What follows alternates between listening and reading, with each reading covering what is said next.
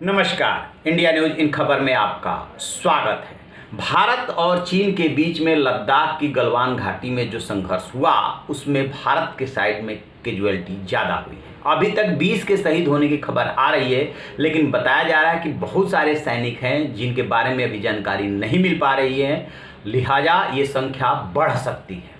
दूसरी तरफ से चीन है कि कुछ भी बता नहीं रहा है, कैजुअलिटी उधर भी हुई है। 43 कैजुअलिटी की बात आई है, लेकिन उसमें से कितने मरे हैं और कितने घायल हुए हैं कुछ भी क्लियर नहीं है। तो भारतीय साइड को ज़्यादा नुकसान हुआ है जो अभी प्रारंभिक रिपोर्ट मिल रही है। इस बीच में यूएस और यूएन दोनों कूदे हैं, जो एक औपचारिकता होती है। जैसे यूएस ने कहा है कि हम स्थिति पे नज़र बनाए हुए हैं, यूएन ने कहा है कि दोनों देश जल्दी से जल्दी अपना तनाव कम करें, वो औपचारिकता निभा रहे हैं। लेकिन जो सबसे बड़ा सवाल उभर रहा है और हर भारतीय के जहन में उभर रहा है कि भारत क्या सतर्क नहीं था, भारत को इतना नुकसान कैसे हुआ, क्या भारत चीन से धोखा खा गया? तो क्या चीन ने पहली बार धोखा दिया है जो भारतीय कहे कि उसने मुझे धोखा दे दिया?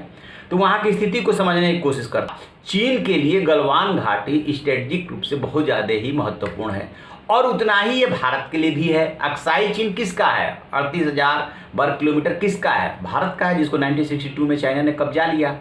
और जब भी भारत और चीन में बॉर्डर डिस्प्यूट को लेकर के, एलएसी को लेकर के बात होती है, कभी भी चाइना अपना नक्शा पेश नहीं करता है कि यहाँ तक मेरा है। वो हमेशा इस चीज़ को उलझा कर रखता है ताकि जब जब हम मजबूत होंगे तब तब यहाँ के बजाय वहाँ तक क्लेम कर सकेंगे।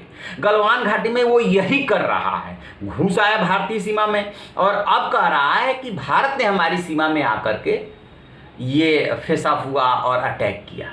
अब हुआ क्या है? हुआ ये कि गलवान घाटी में 3 पॉइंट है, PP patrolling point 14, 15 and 17A।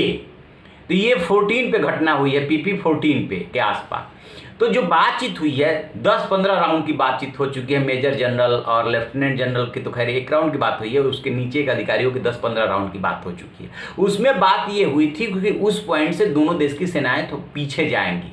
भारतीय सैनिक गए थे चेक करने के लिए कि हम जिस तरीके से थोड़ा पीछे हटे हैं, ये पीछे हटे कि नहीं हटे। वो पीछे नहीं हटे थे। इसी बात पे बहस शुरू हुई और अचानक चीन के सैनिकों ने हमला कर दिया। कहने के लिए उन्होंने वेपन का इस्तेमाल नहीं किया, गोली नहीं चलाई, बट दूसरे तरह के ट्रेडिशनल वेपन का इस्तेमाल किया। यदि आपने डंडे का इस्तेमाल किया, रॉड का इस्तेमाल किया, किसी नुकीले धारदार हथियार का इस्तेमाल किया, तो वेपन तो वो है ही, उन्होंने इस्तेमाल किया। तो चूंकि भारतीय सैनिक बातचीत करने के लिए गए थे, पेट्रोलिंग में होता क्या है तरीका कि पहले एक पेट्रोल पार्टी छोटी भेजी जाती है, फिर जब वो काफ़ी देर तक लौट कर नहीं आती है तो दूसरी भेजी जाती है। इसमें भी कहा यह जा रहा है कि जब पहली पार्टी लौट करके नहीं आई तो पीछे से दूसरी पार्टी गई, तब जा कर के पता चला। अब उसमें ये बात आ रही है कि वो जो 3 पहले कर्नल समेत जो 3 संतोष बाबू जो कर्नल हैं 16 बिहार रेजिमेंट, उसमें और जो उनके साथ दोनों सैनिक थे वो धक्का मुक्की में नीचे गिरे हैं। उसके बाद जब सैनिक गए हैं तो संघर्ष हुआ है। स्वाभाविक रूप से चीन के सैनिक वहां पे ज़्यादा थे क्योंकि वो अपने पॉइंट पे थे और इधर से ये पेट्रोलिंग पार्टी गई थी। इस वजह से माना यह जा रहा है कि भारत को कैजुअलिटी और लॉस जो है ज़्यादा हुआ।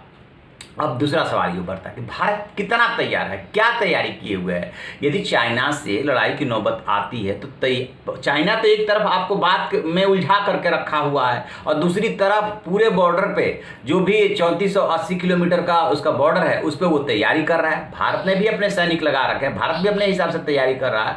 लेकिन ये मान के चलिए कि चीन कभी भी किसी स्तर पर आपको धोखा दे सकता है और इसमें जरा भी आपको कन्फ्यूजन है तो अब इस घटना के बाद कोई कन्फ्यूजन नहीं होना चाहिए। तो भारत की तरफ से अब क्या रुख अपनाया जाता है, क्योंकि अभी भी दोनों देशों में बातचीत चल रही है। इसका मतलब कि भारत भी अभी चाह रहा है कि शांतिपूर्ण तरीके से सॉल्यूशन निकले, लेकिन वो जो जवान शहीद हुए हैं उनके लहू का क्या, उनके परिवार वाले, पूरा देश जो पूछ रहा है सवाल, उसका कौन जवाब देगा? आखिरकार मतलब ऐसी गलती कैसे हुई, हमने चीन पे कैसे भरोसा कर लिया?